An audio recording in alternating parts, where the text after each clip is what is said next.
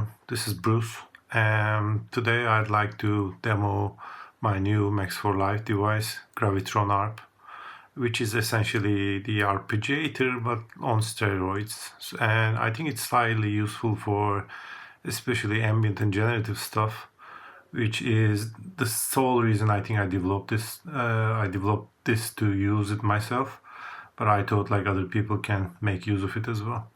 I came up with like a small demo project, and first of all, as you probably know, you'll need either Ableton Live Standard with the Max4Live add-on, or you'll need Ableton Live Suite to be able to use Max4Live devices. But yeah, just in case, I created this small project using only the stuff that's available on the Standard Edition, in case you have Standard Edition and the Max4Live add-on.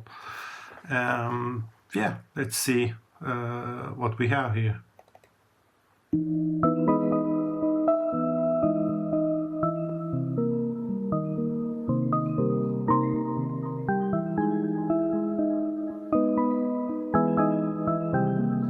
So you see I only have like one MIDI clip, and those MIDI notes are sent to like these tracks as well. So, and each of these tracks contain Gravitron Arp with like different settings. So yeah, we'll see what we can get out of a single clip.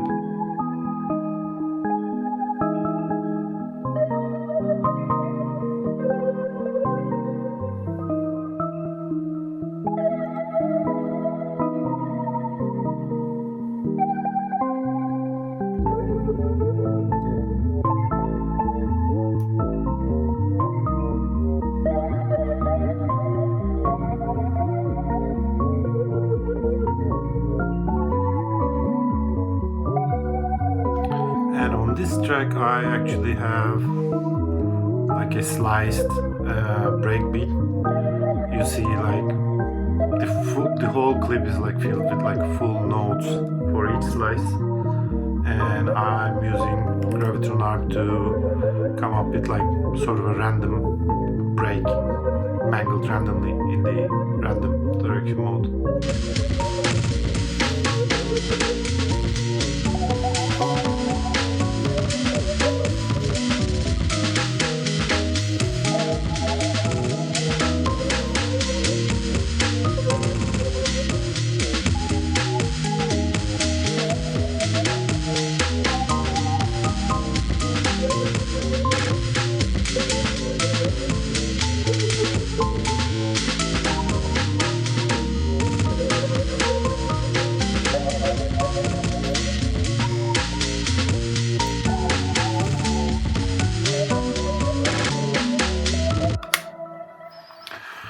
Yeah, that's basically it. Yeah, let's go track by track and see so what's happening like with Gravitron Arp in general. So you see the clip that I feed every melodic track is consisting of like just some 7 chords. Okay, now let's go through all the parameters Gravitron Arp has. So for this I will just loop a small section, and I will just try to demonstrate it over the chords track. So first of all, let me reset everything. Yeah, looking good. So basically, let's like this right now with these settings, it will like act as a typical arpeggiator, like it goes in up direction. Does nothing special, right? We have like all the regular like arpeggiator patterns we're used to, as mentioned, like even the ones that are built into like Ableton Live's own arpeggiator. But for simplicity, I will just go through them all with down. So rate is pretty self-explanatory. It's like what you find in almost all the arpeggiators, and yeah, basically decides your beat division. And gate length is for how long like a note picked by the arpeggiator is played for. So yeah, you can see you can increase it like that. This is like especially useful when you're like arpeggiating pianos or such, which I will try to demonstrate maybe towards the end of the video. Okay, the range is again typical arpeggiator stuff. It defines the extent of like where the arpeggiator can lead towards. Maybe like let's keep it in 2. And sequence length is when it's 0, it behaves like your regular bread and butter arpeggiator. Like it's endlessly, like infinitely creating notes based on your other settings and especially range. But if you set it to, let's say, 5, it will act like your arpeggiator is going through like a 5-step sequence. So let's give it a try.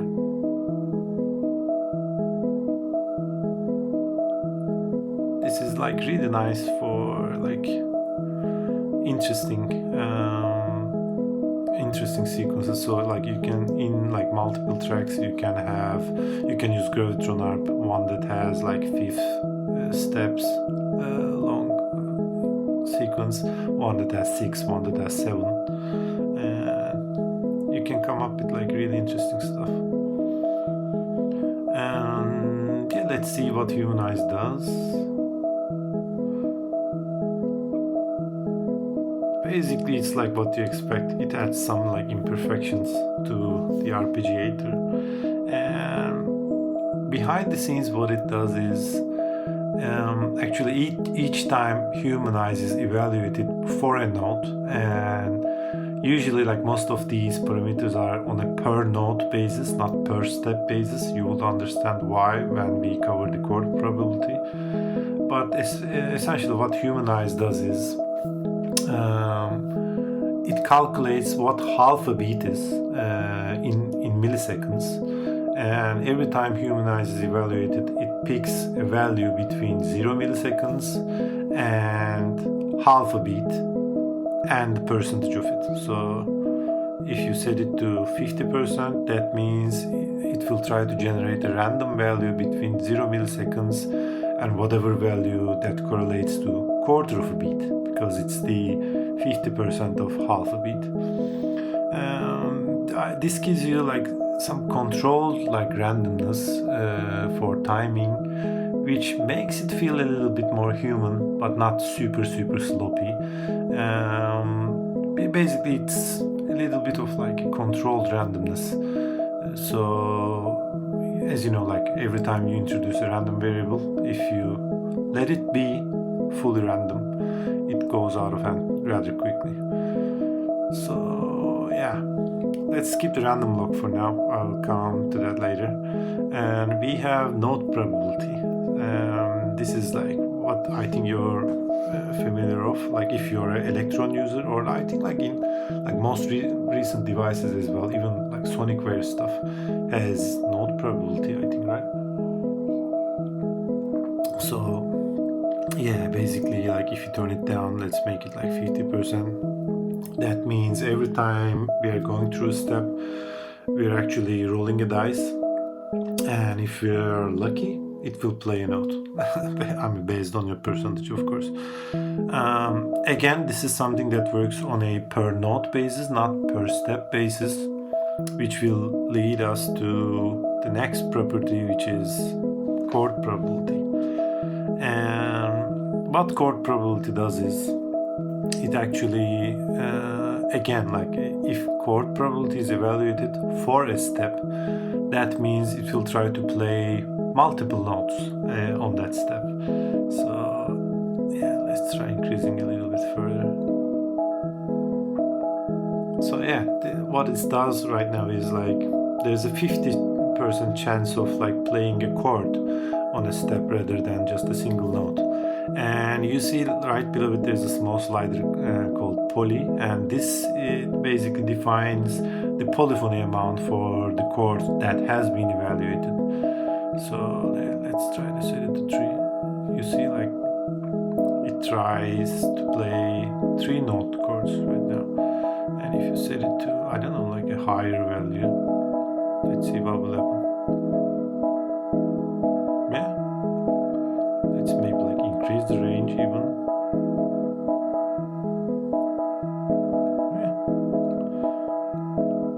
nice stuff. And yeah, let me turn it down and turn off the chord probability, because we will take a look at ratchet.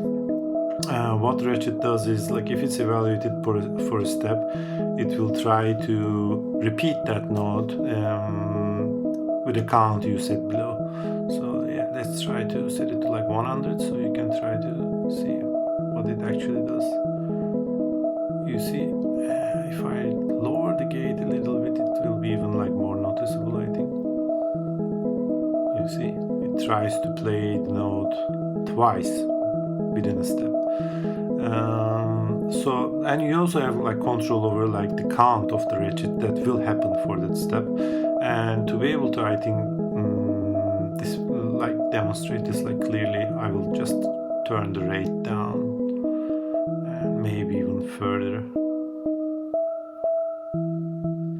Okay, it's rather slow now, and you see like ratchet probability is 100%, so for every step it's actually ratcheting the note and it's playing the same note twice. So I can increase this to 3, and it will act as if like it's playing a triplet, right? And you can make it 4 as well.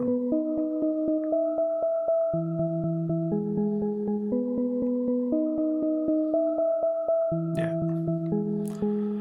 So, right, that's it. And let's cover the bass probability. What bass probability does is, for a step that bass probability is evaluated, it will actually play the lowest note you feed into Gravitron Arp. So you see, like here we have this like 4-note chord. That means like if bass probability is evaluated, it will try to play the lowest note for that step. So if you turn it to like 100, you will see it will always try to play the lowest note, right? And if you, let's say, make it 50%, there's a 50% chance that it will actually play the bass like the lowest note. This works in tandem with like chord and ratchet probability as well. But let's try to see how it behaves with chord probability. Because it will play a chord, it will try to play multiple notes rather, but still it will respect the bass probability. So like if we turn the bass probability to like 100 and maybe make this slightly faster, increase the polyphony, and even increase the chord probability, and maybe let's go through like 2 chords at least. You see, it's always playing the lowest note in every step, despite it's also trying to play a chord as well, which is really nice. And I think like along with like humanize, this chord probability and bass probability is like what makes it feel more interesting rather than like a boring, predictable arpeggiator. I think these guys add this special sauce. Yeah. And now, to be honest, like I'm not sure if my operator patch here does something based on the velocity. But yeah, still, let's give it a go. So let's cover the spread parameters. So what these do is like for every step, obviously like there's a like some source data, like the incoming node has a velocity.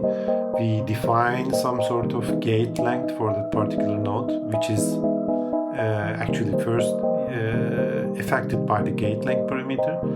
And there's the spread octave, which is also rather simple, but let's go one by one. So what spread velocity does is, for each step, it will actually try to add a random offset to the velocity in both directions. So it can try to play the note with higher velocity or like lower velocity as well.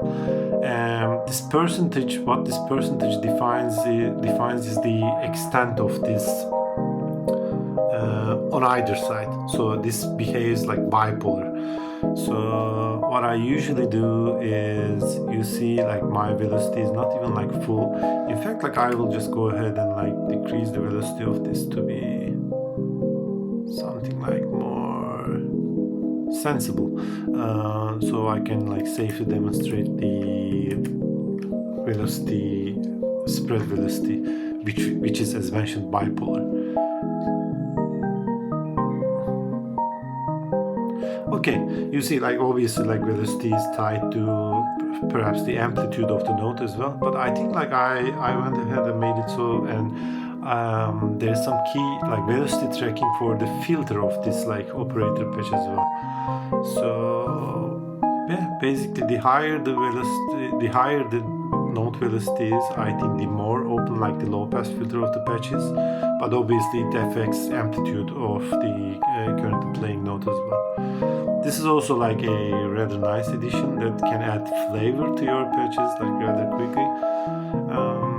And as mentioned, like all of these probabilistic like parameters and spread parameters, I think work harmoniously to like enrich your arpeggiator in general and produce a more designed melody, if you will. Let's cover the spread length. So basically what gate length does is, again, we always like think of like a beat as a step, right? And when it's like 1/8, when the rate is 1/8 and gate is 100%, that means each note of the arpeggiator will play for exactly like one beat, right? But if you, for example, extend this to like 200%, that means any note the arpeggiator will play will span across like 2 steps. And what spread length does is actually just like how spread velocity affects the velocity of the incoming note, like towards like either side. As mentioned, it's bipolar. Spread length does the exact same thing, but only for the like note length. So if you increase spread length, that means, let's make it 50.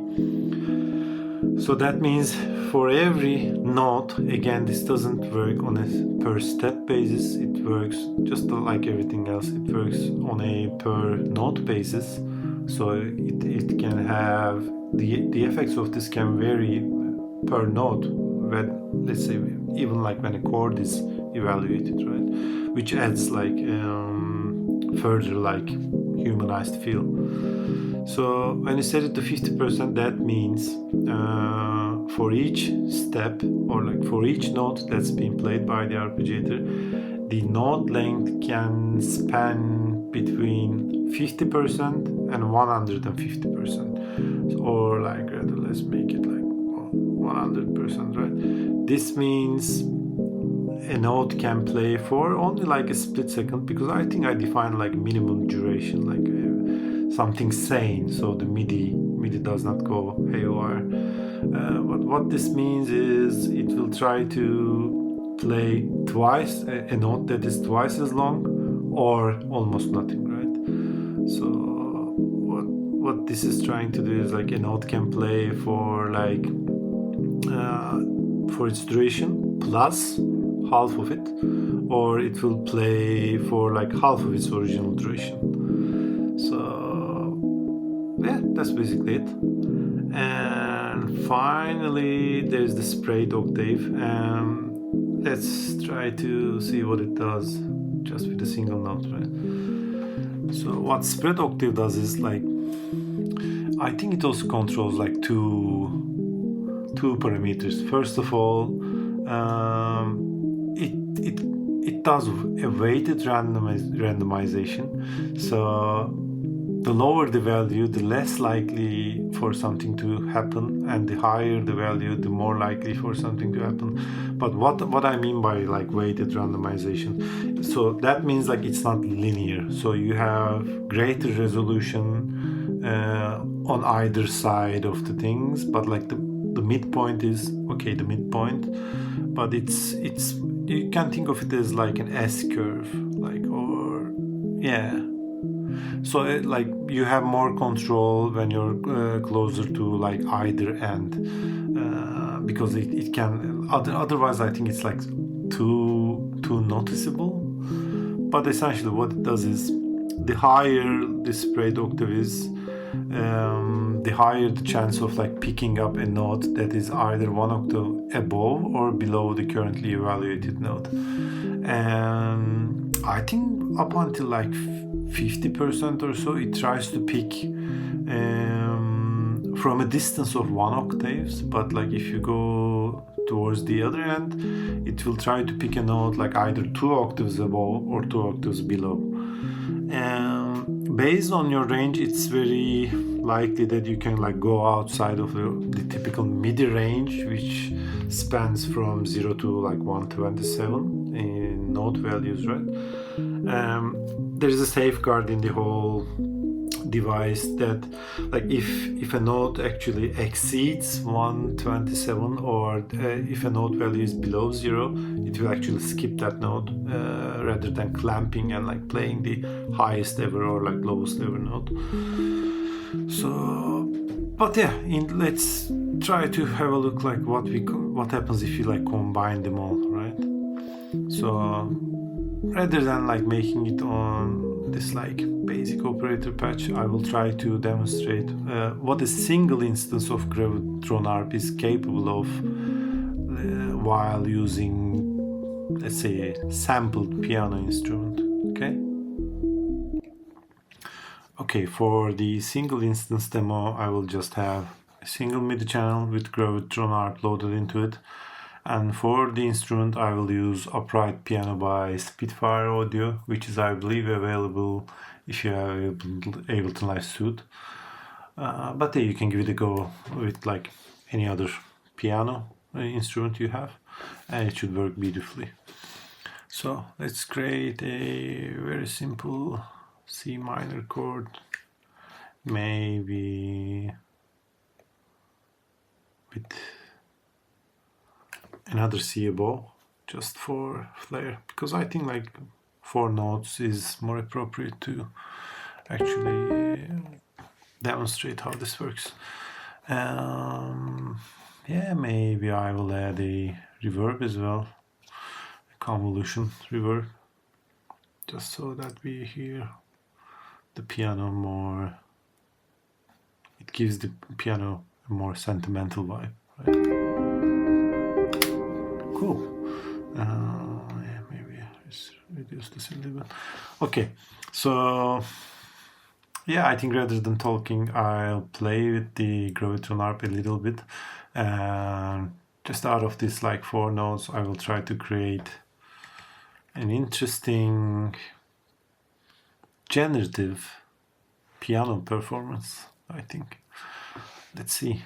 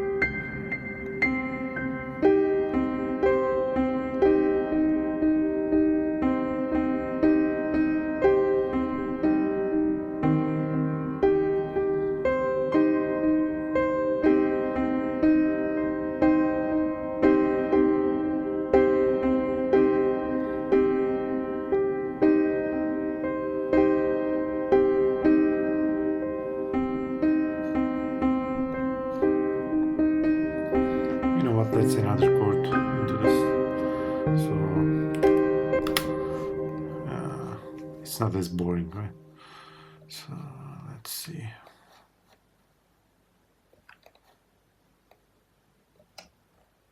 Yeah, let's see.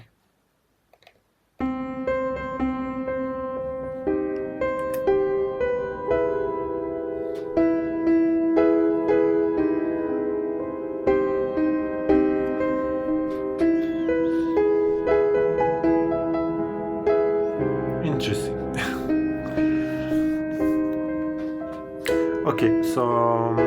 I think I forgot to talk about like two things. One is the gate pattern, which is actually like a 4-bit shift register. But in essence, what it does is, you see, it's like a counter that counts up to 4, right? You see this, like these 4 lines here. Probably you thought like it was some sort of decoration, but it's actually something that resembles like the bit shift sequence. So what it does is, it works as one last evaluation regarding whether a step should play or not. Right? So you see right now it's like a line, a dot, and a line. And a dot means like that step is empty. So it will skip that step. Not skip actually. It will skip playing a note on that step.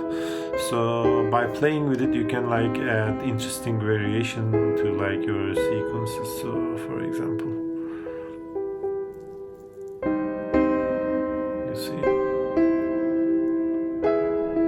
By the way, this the fact that like a step is empty does not mean it will stop ratcheting there as well. So if you were to have ratchet evaluated on your first step, even if the second step is empty, it will still keep on playing the ratcheted note. So it's really easy to like come up with like interesting stuff that feels random but not completely random. Speaking of randomness, there's also the random lock that I forgot to talk about. And what random lock does is, actually the moment you engage it, it throws a dice. Let's say for every probabilistic choice here and every spread value, for example spread octave value, also is probabilistic. The moment you engage random lock, it actually throws a dice for all of the properties, and it locks the result actually. So that lets you come up with like a more predictable like sequence, right? So the thing is, this random buffer is actually 64 steps long, like as a maximum. So if your sequence length is like 0, it will basically for 64 steps, regardless of whether like you use all of those steps or not, it will throw dice for like all of these like probabilities, right? It will store the result for those like 64 steps. Therefore you can have something predictable. But for something that's like rather easier to understand, let's actually set up a sequence length and then we engage the random lock, so we can easily understand like all of the random probabilities are locked, and we will hear the exact same sequence for 4 steps at a time.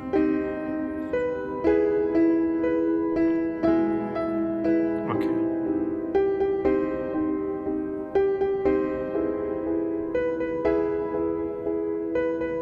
And obviously, like, why this is useful, because like it's locking all of these like probabilities, but it's not locking incoming notes. So you can come up with like a flavor of a sequence and lock it, and regardless of what notes you would feed into Gravitron Arp, it will do the exact same thing over and over until you turn it off. So let's try maybe something like more crazier, like a genius pianist doing something.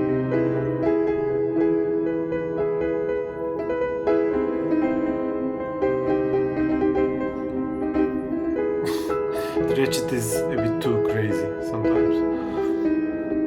But yeah, let's see.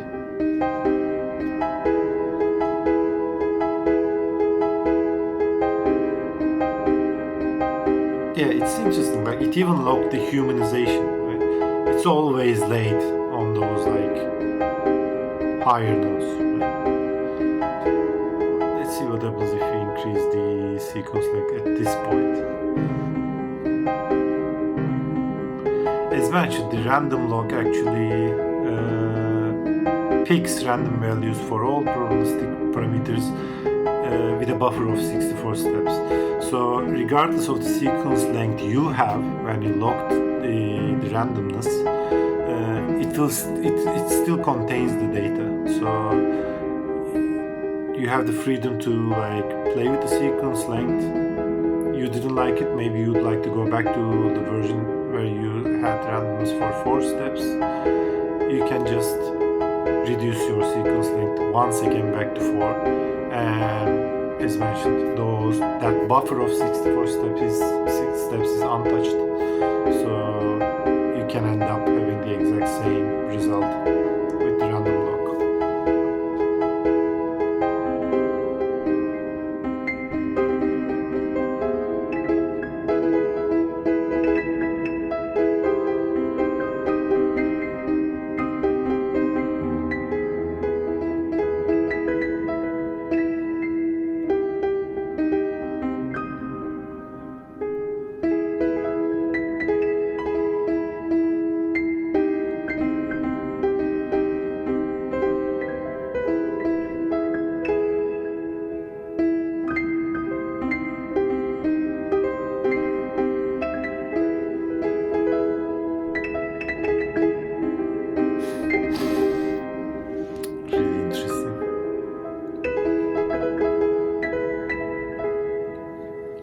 So yeah, that's it. I hope you like this little demonstration of what Gravitron Arp is capable of. As mentioned, first and foremost, I developed the device for my own use, but I thought like people would like to use it as well. And this is also like the first time that I experimented with like UI design and even like using like artwork, SVGs, and even like animating them to some extent with Max. Yeah, I think it was a rather fun experiment. Yeah, by the way, like the device also like works fully in push 3 standalone as well. Yeah, maybe I'll shoot a video demonstrating that as well.